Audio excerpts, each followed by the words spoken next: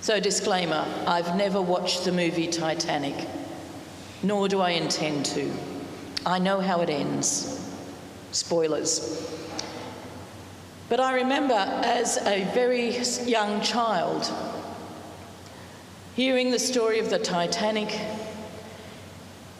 and my mother telling me that there was a very wealthy woman who had a place on a life raft. And suddenly she left the life raft and ran back to her cabin. And everyone thought that she was going back to her cabin to rescue her jewels, for she was a very wealthy woman. And when she came back to the life raft, what she had rescued was a bowl of fruit for them to eat whilst they were on the raft. That story stuck with me because it says that in that moment, the woman acted on what was most important, on what was in her heart. And for all the jewels, for all the wealth, for all the trappings, that wasn't going to sustain them if they were adrift at sea. And not only did she get enough fruit for herself, but she brought the bowl. She brought for everyone in the raft, that everyone might share of the bounty that she had because she was able to afford this bowl of fruit. As I said, it's a very simple story, and I've never researched it to see if it's true or not, but it's one that stayed with me because it says what is at the heart of our gospel passage today and what is at the heart of so much of what we hear in the gospel. Where your treasure is, there your heart will be also. Not in today's gospel passage, but that's what's being driven at in today's passage. What's most important to you? And how will that importance affect your relationship with others? There's lots of scholarship around the dishonest manager, and as I've said in this place before, you know that scholars are busy trying to avoid the hard things when they talk about the sorts of jars that the oil might have come in or the amount that's in the container of wheat. It's lovely, it fills up half a page in a commentary, but it doesn't actually deal with the issue. Some commentators say that what the manager was doing was price gouging, that he was adding his own onto the top, so that actually when he comes and asks them to reduce their bill, what he's doing is taking off that extra that he added. Perhaps he is trying to defraud his master. But what he is trying to do is ensure a future for himself. And we have this curious moment where we hear that the owner, the master, commends him for this seemingly fraudulent activity. But is the commendation because when in this moment of crisis, he's actually realised what's most important, and that is ensuring a place for himself, ensuring a future for himself.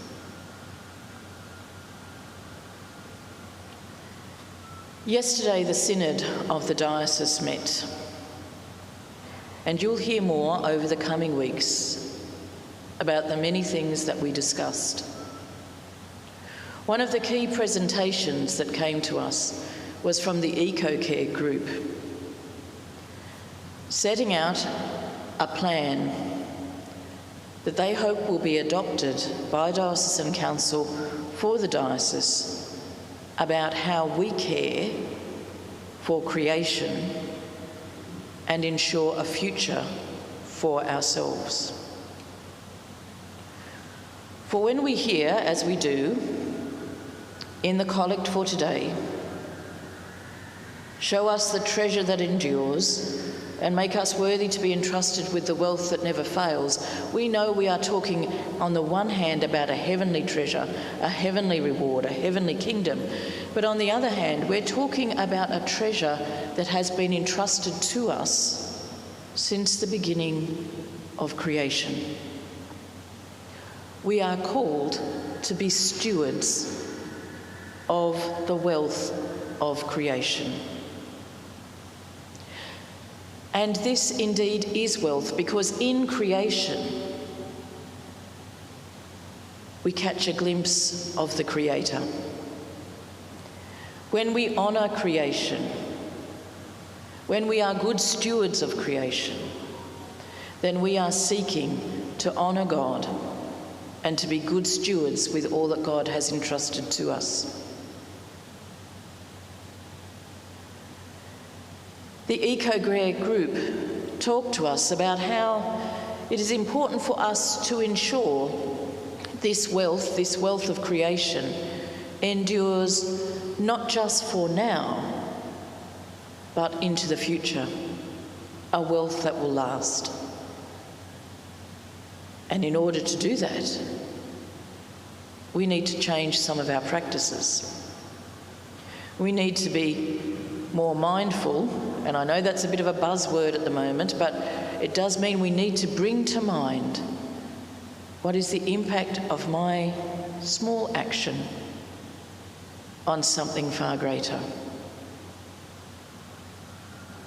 Like the huge amount of plastic that is floating in the ocean that probably will never entirely disappear. A huge amount of plastic so great that if it were solid, joined together, it would form a land mass of considerable size. Or, yesterday's Sydney Morning Herald released a report about making a connection between air pollution and dementia. As one of the speakers yesterday said, I'll read it later if I remember.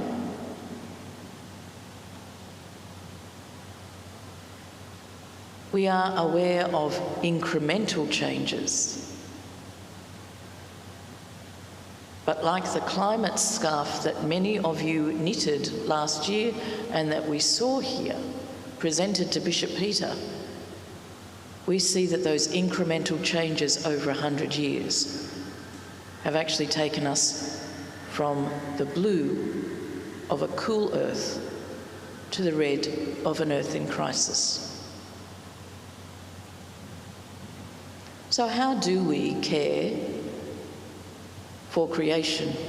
How do we live out our stewardship? How do we nurture and tend that which has been entrusted to us? Well, firstly, I believe if we change our mindset, if we remember that in creation we are caring for the gifts of God, and that we find and see God in the works of creation, then it changes how we treat creation. Doesn't mean we can't use the gifts. Gifts are given to us to use, but not to abuse. Gifts are given to us to bring joy and benefit for now and for the future. Think about your most treasured gifts. You wouldn't toss it away.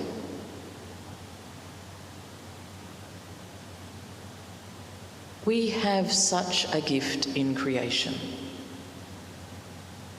And part of the focus at the recent Lambeth conference was creating a communion forest, a visible sign, trees planted all around the Anglican communion, a visible sign of our commitment to be good stewards of creation.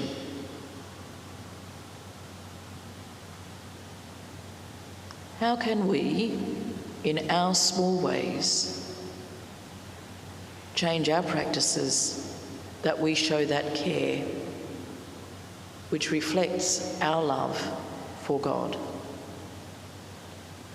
How can we, with our small practices, show that care which ensures that treasure, those riches that endure, do endure indeed for not just the next generation, but for generations after?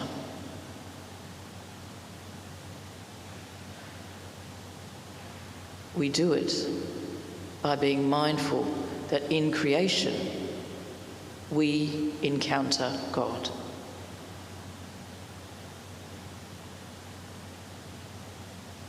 And we do that, and by doing that and encouraging others to see that as well through our actions, through our passions, then we can indeed be good stewards, living out that stewardship in faithfulness forever. Amen.